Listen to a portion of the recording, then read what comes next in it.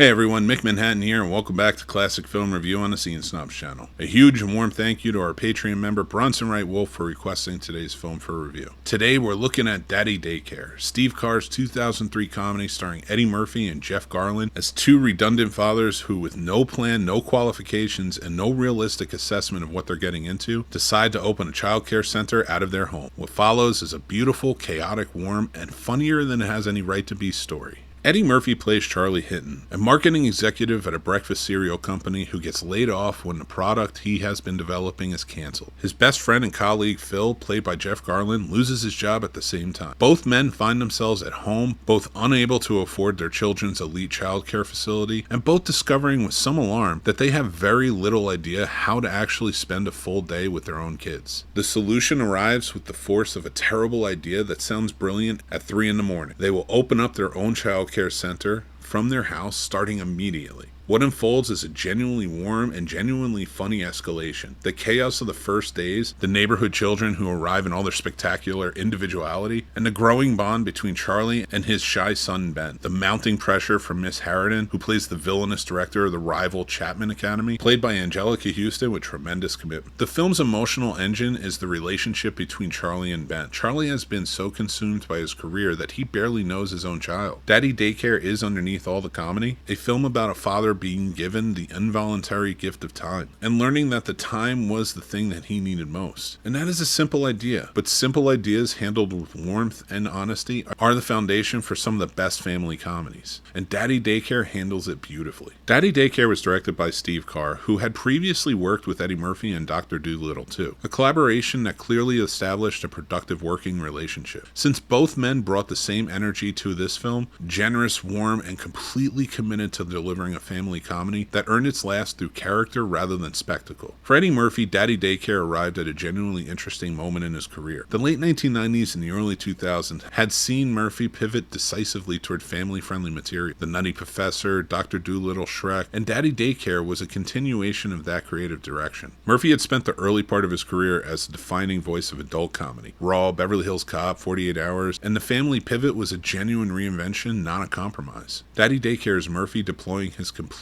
comedic toolbox, the timing, the physicality, and the warmth, in a service of a film that his own children could watch. And that enjoyment that he takes in the material is visible in every scene. The production's greatest practical challenge was inevitably the child cast. Working with large numbers of very young performers on a comedy production requires a specific kind of patience, creativity, and logistical planning that goes well beyond the demands of standard shooting. Carr and the production team has spoken about the organized chaos of managing multiple takes with child actors whose attention spans and energy levels were entirely their own, and about the happy accidents that this unpredictability produced. Several of the film's best moments came directly from children doing something unexpected that the cameras caught and the editors kept. Regina King as Charlie's wife Kim brings a grounded emotional intelligence to a role that could have easily been purely functional. King, already a respected actress with a significant television career, plays Kim's combination of support, skepticism, and genuine belief in her husband with a naturalness that anchors the film's more emotionally honest moments. Her scenes with Murphy have a real warmth and a real history between them that makes the family at the center of the film feel genuinely lived in. When Daddy Daycare opened in May 2003, it was a significant and immediate box office success, earning $104 million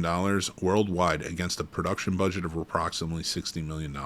It opened at number 1 in the United States, demonstrating the continued strength of Eddie Murphy's family comedy brand and the appetite for warmth, accessible family entertainment in an early summer window. Critical reception, as with most family comedies of this era, mixed to lukewarm. Several reviewers found the film formulaic and felt the plot followed a predictable arc. Others acknowledged that the formula was being executed with genuine warmth and skill, and that Murphy's performance had a generosity and lightness that lifted the material considerably. For the family audience the film was made for, parents and children looking for something warm, funny, and genuinely safe to watch together, Daddy Daycare delivered completely. Word of mouth was strong, and the film built steadily through its theatrical run, on the strength of family recommendations. In the 20-plus years since its release, Daddy Daycare has settled into a very specific and very warm place in cultural memory of generation. The people who saw the film as children and are now adults in their 20s and 30s carry it with genuine affection. It was, for many of them, one of the first films they saw in a cinema, or one of their first DVDs their families owned. That kind of early encounter with a film lodges it somewhere that later critical assessment cannot reach. Daddy Daycare lives in that warm, pre-analytic space where film is simply good because it made you feel good. And revisiting it as an adult is an act of recovery as much as it is criticism. The film spawned a 2007 sequel, Daddy Daycare. Though Murphy did not return for it, the sequel's considerably more modest reception serves unintentionally as a reminder of how much the original was warmth depended on the specific combination of performers at its center. Daddy Daycare is not a film that reshapes cinema. It's a film that does exactly what it sets out to do. Make families laugh together, give children characters and chaos they love, and leave everyone watching it feeling a little warmer than they did before. In a complicated world, that is not a small thing. It's a rather lovely one. For me, I didn't really discover Daddy Daycare until I got a little bit older and I had kids of my own, and I wanted to introduce them to Eddie Murphy, so that's how we came about to watch the movie. And I really enjoyed it. I thought it was funny, I thought it was warm, I thought it was intelligent in how they built out the relationship between the family and the dynamic between father and son. It was just an interesting story all the way throughout, and I never really minded Eddie Murphy's career into more of a family-friendly zone. I was just in my 20s at the time, and it wasn't something I was looking for. But I do love this. I thought it was such a good movie with a lot of fun, and this is one that I think that everybody should check out, especially if you have a family of your own. Your kids are going to love it, and I think it will bring you guys closer together. And I want to say thank you, Bronson, for picking this one. I truly appreciate it. And thank you so much for watching Classic Film Review on the Scene Snobs channel. If Daddy Daycare put a smile on your face today, and honestly, how could it not? Hit that like, comment, and subscribe button so that way you can help us build out the channel the best that it can be. It genuinely makes a difference and helps us reach more film lovers just like you, and we appreciate it. Come join our Patreon. We have free and paid tiers. The paid tiers go back into the channel to help build us out the best we can be, and we truly appreciate it. And we have perks like giving us movies for review like Bronson and others as well. But until next time, everybody, make sure to follow us at the Scene Snobs all over social media and on Letterboxd and Substack, where we do written reviews of our movies as well. But until then, I'm Mick Manhattan with the Scene Snobs. Make sure to take care of yourselves. That's important. Be kind, rewind, and I'll talk to you soon.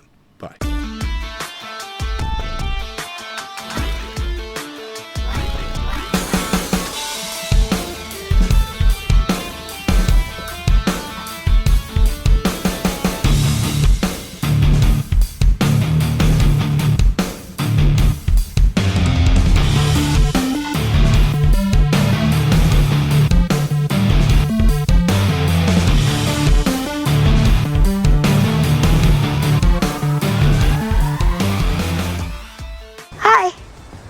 Just wrapping up my podcast.